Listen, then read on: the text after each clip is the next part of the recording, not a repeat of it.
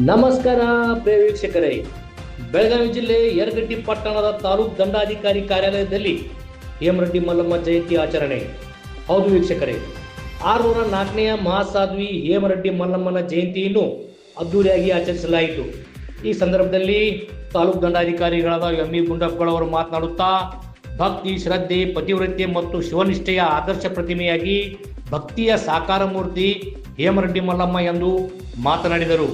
ಅದೇ ರೀತಿ ರೆಡ್ಡಿ ಸಮಾಜದ ಹಿರಿಯರು, ನಿವೃತ್ತ ಶಿಕ್ಷಕರಾದ ಎಚ್.ಎಲ್. ವಜ್ರಮಠಿ ಗುರುಗಳು ಮಾತನಾಡಿ, ಲೋಕದ ಕಲ್ಯಾಣಕ್ಕಾಗಿ ಶಿವನಿಗೆ ಮೊರೆಯಿಟ್ಟ ಮಹಾತಾಯಿ ಹೇಮರೆಡ್ಡಿ ಮಲ್ಲಮ್ಮ ಎಂದು ತಿಳಿಸಿದರು.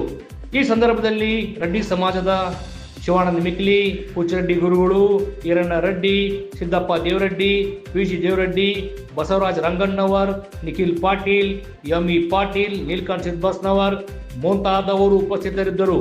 ಇದು ಇವತ್ತಿನ ಅಪ್ಡೇಟ್. T24 ಪ್ರೈಮ್, ನಿಮ್ಮೊಳಗಿನ ಧ್ವನಿ.